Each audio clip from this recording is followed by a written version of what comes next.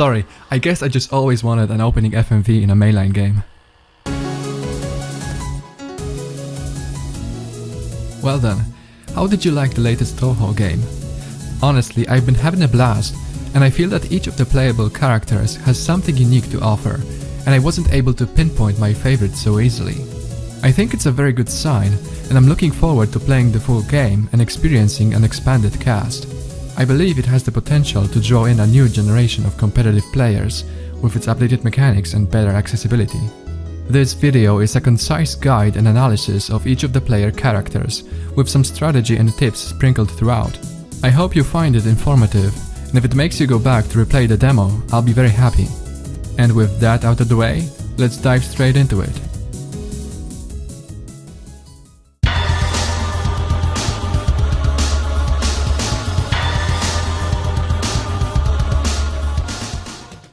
Controlling Reimu will feel familiar to anyone who's played a Touhou game before. She has average speed, and her unfocused option is the iconic homing amulet. It conveniently picks your targets, helping you clear out the enemies in your vicinity and damage those far away with spare shots. They're fairly weak though. Most players will be happy to hear that her trusty persuasion needle is back in this game as the focus option. It allows you to instantly raise your DPS by zeroing in on a single target. By taking down spirits, Reimu occasionally sends small yin-yang orbs that bounce around the opponent's field. And trust me, those will start to accumulate real fast. Reimu's aura is a circle of average size that surrounds her evenly. This forces you to risk your life whenever you try to build longer spirit explosion chains or generate more spirit points. It was probably designed this way by Zun to offset her overall strength. However, it also means that Reimu is the only character in the demo capable of slowing down bullets all around her hitbox, making it easier to get out of dangerous situations. It can definitely be taken advantage of in a pinch. Reimu's charge attack spawns 4-way magic squares that stop in front of her, then continue flying outwards. Each square deals damage around itself constantly, so it's usually a good idea to deploy it near the center of the screen, where it will come into contact with most enemies. This attack might look mediocre at first glance, but in actuality it's a deadly chainsaw that can melt bosses in mere seconds.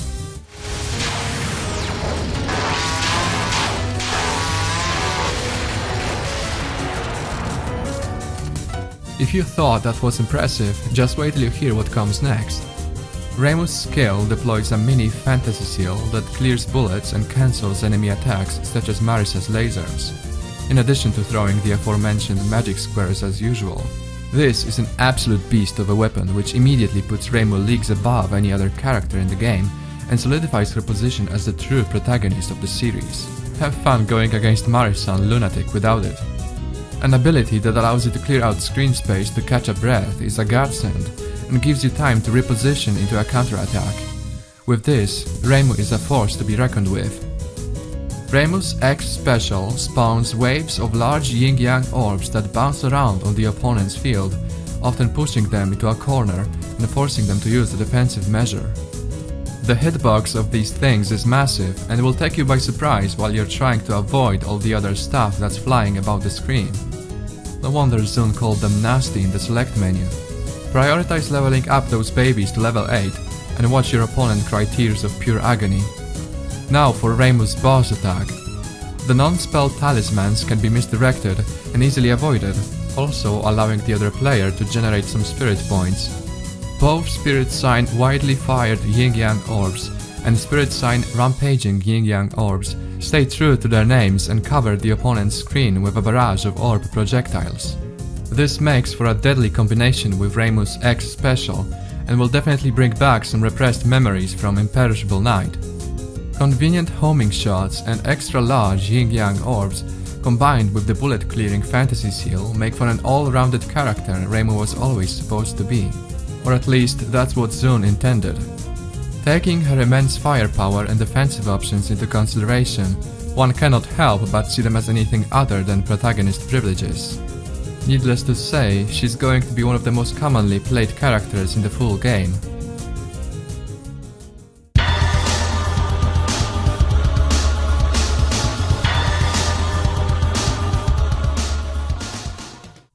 The ordinary magician's fans will not be disappointed with how she plays in Touhou 19.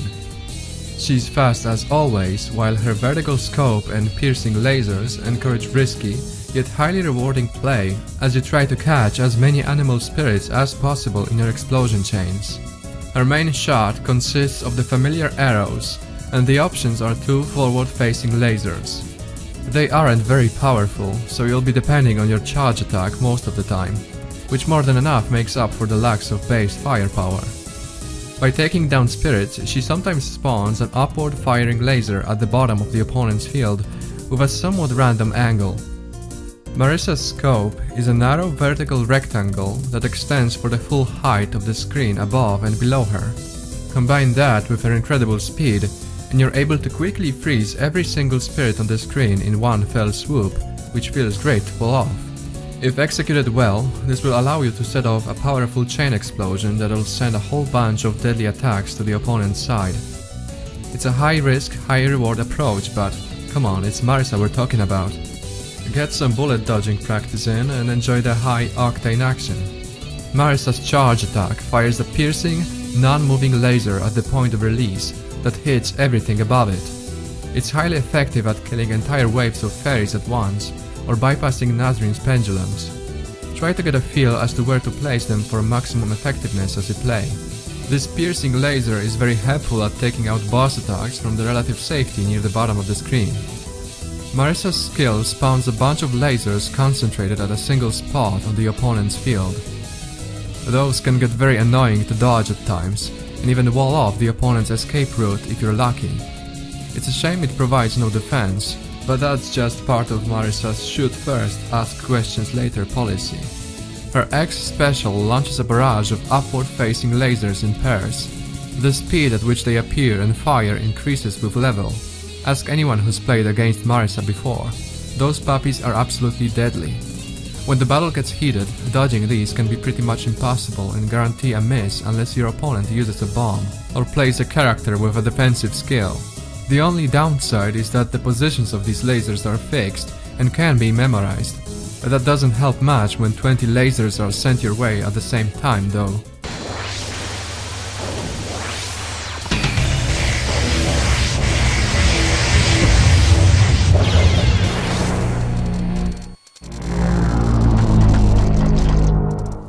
Now for the boss attack.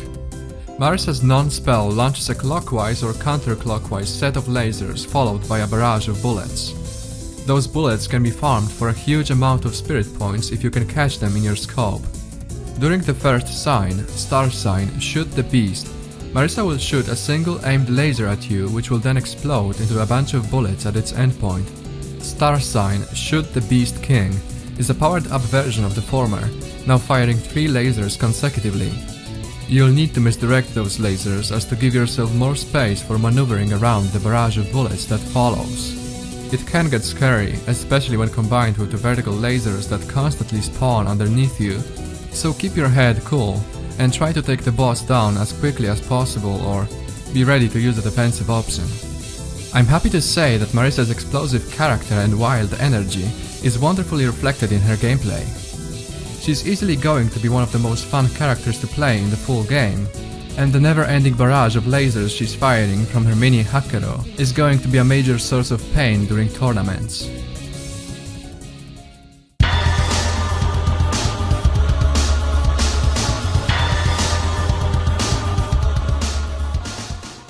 And now for a complete 180 from the glass cannon that is Marisa.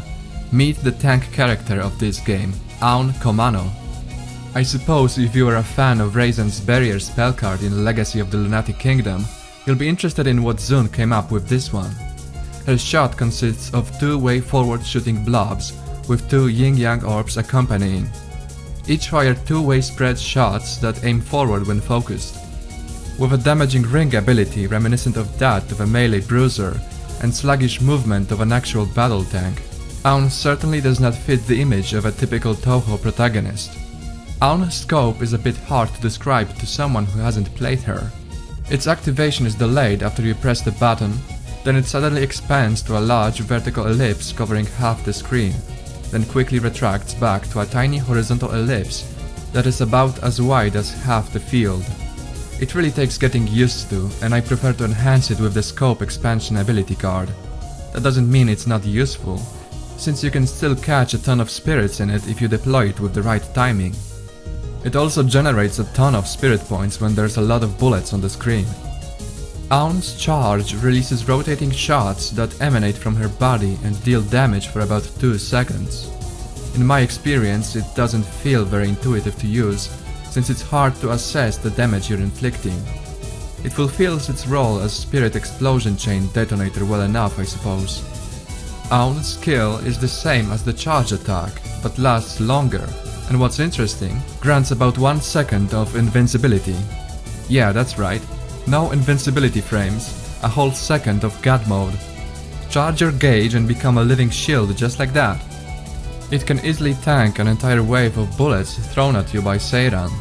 A proper utilization of this skill is at the core of Aunn's gameplay. You can use it to get close to bosses or ignore bullets in order to quell some loose spirits. Just be careful, since Aunn's slow speed doesn't really let you fly loose about the field so freely. Aunn's X special spawns damaging rings at the top of the opponent's screen. They shoot once, twice or thrice depending on the level. They're somewhat predictable, but as anything in this game, they can get scary when you're pressed for screen space. Now for Aunn's boss attack. Her spell card sends a bunch of meandering lasers and bullets radially. Once you memorize the pattern, it shouldn't be too difficult to dodge. Note that those can be very easily farmed for spirit points. It's the non-spell that I'd suggest worrying about. It sends multiple waves of rice bullets that eventually cross towards the bottom of the screen. Evading patterns like these can take a lot of focus, so the opponent has to be careful. As Aunn, it's best to intensify the attack by sending an X special over for good measure. The added projectiles really make this one a pain. What I like about Aunn is how her gameplay reflects her nature as a KOMANO guardian. I just don't find the gameplay offered by this character all that fun. Her high survivability seems alluring at first glance, but is pretty much outshadowed by Reimu's fantasy seal in my opinion. The fast and risky maneuvering required while playing Marisa, or the explosive assault made possible by Seiran's artillery, are the Danmaku aspects I see myself gravitating towards far more. That said, the unique approach to versus battles required from Aunn players is something I can definitely see some people get interested in.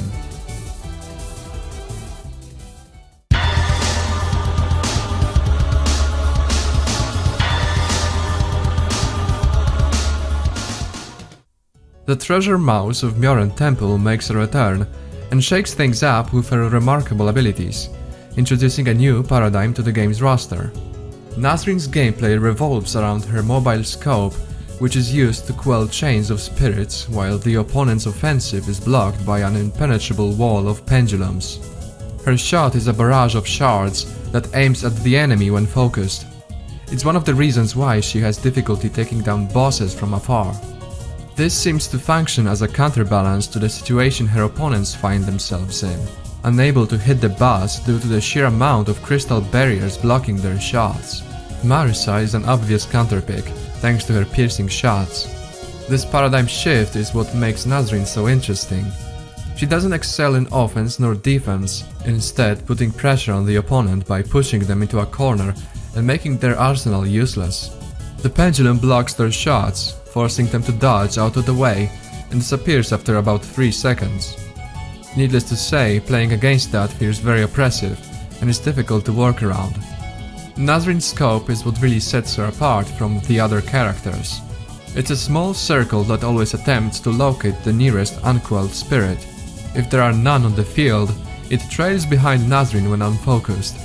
Because of that, it can't really be used to farm spirit items.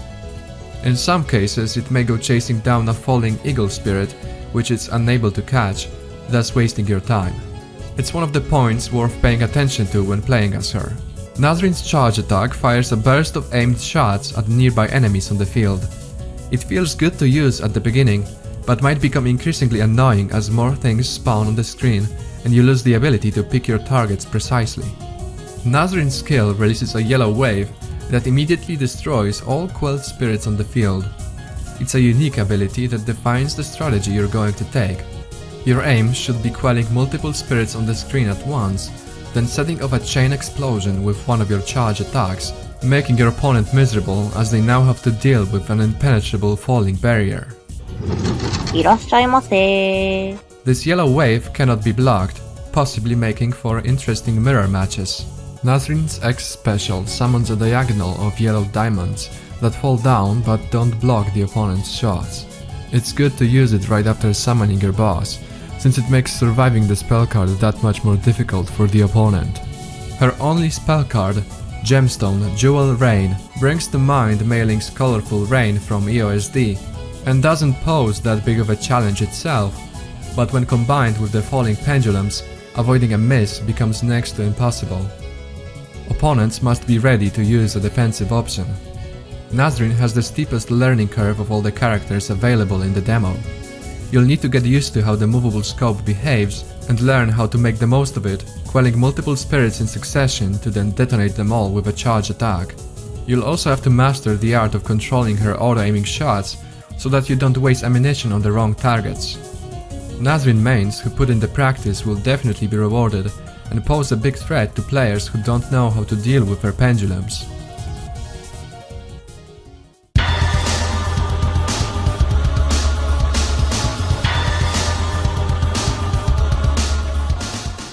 Seiran was the new playable character I was the most excited to try playing, and was immediately hooked thanks to her easy to understand gameplay and explosive missiles that were synonymous with Marisa up until now.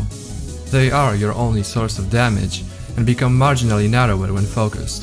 A point worth noting is that just like Reimu and Yukari's shot in Subterranean Animism, Seiran's rotating options will warp and appear on the other side of the screen.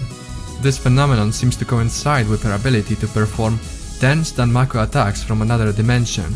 As such, by shooting down beast spirits, she sometimes spawns a dimensional portal on the opponent's field that shoots waves of bullet shots in a circle. Seiran's scope is a circle located a fixed distance above her head.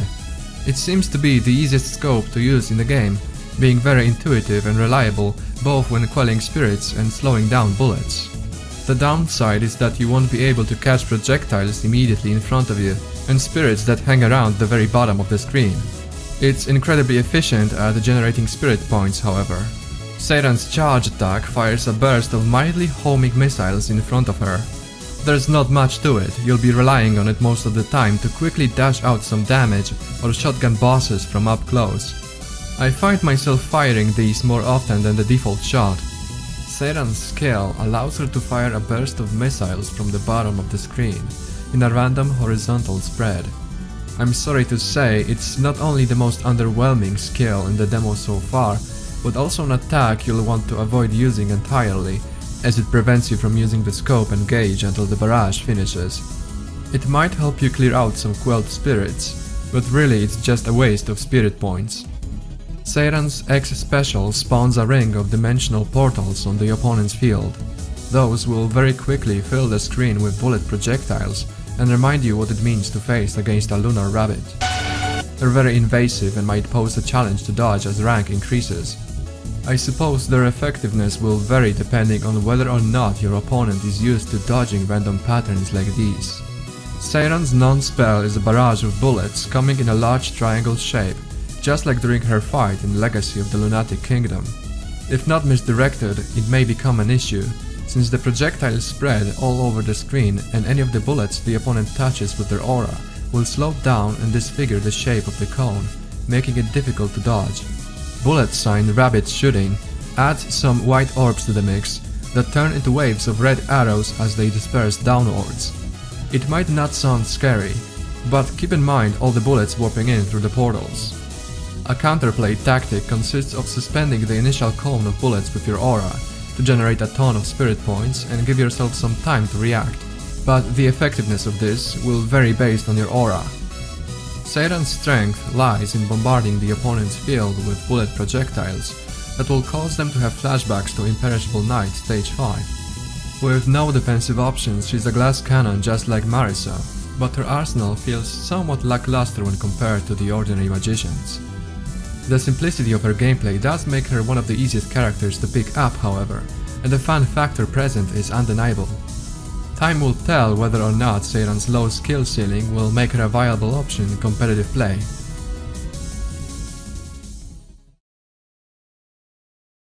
Okay, and now for a sloppy tier list so that I can clickbait you real quick.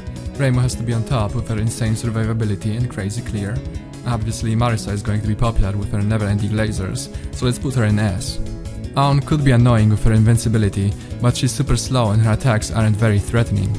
I don't think Nazrin should be overlooked. I wonder just how deadly her pendulums will be in competitive play.